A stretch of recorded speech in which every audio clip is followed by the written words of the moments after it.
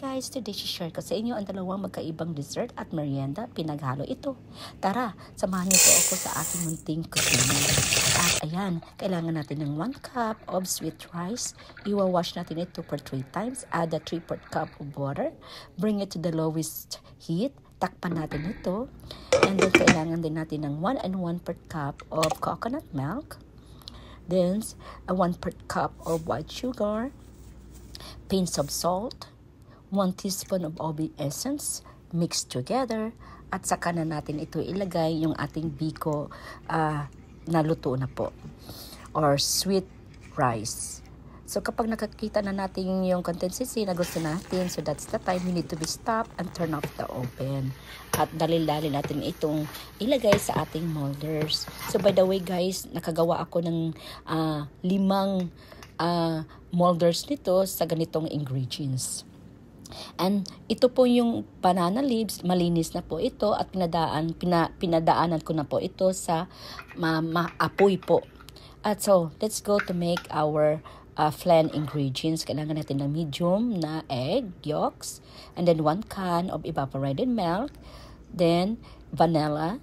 Imimix natin yan siya. So, kailangan din natin ng 1 teaspoon of agar-agar. Kapag wala kayong agar-agar, tudublehin nyo po ang ating measurement sa ating gelatin ingredients. At ayan po, kapag nakikita natin kumulo ng isang beses, dali-dali natin itong ilagay sa ating biko ingredients.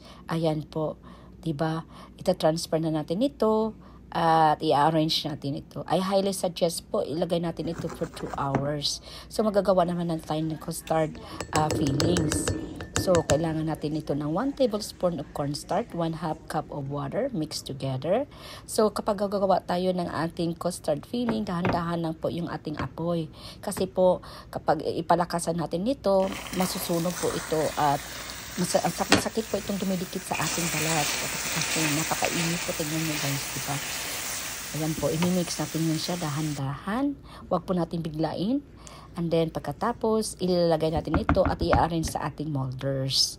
Ayan guys, diba? Napakaganda tingnan. At saktong-sakto lang po ito sa ating nagawang 5 molders. Ayan po guys, diba? Napakaganda po. Thanks for watching guys. At by the way, kung alam nyo ang ating dessert ngayon, please comment down below. At kung taga saan din kayo. Ayan guys, tikiman portion na po.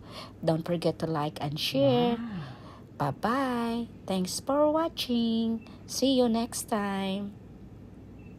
I hope na i-enjoy kayo. Ayan po. Bye.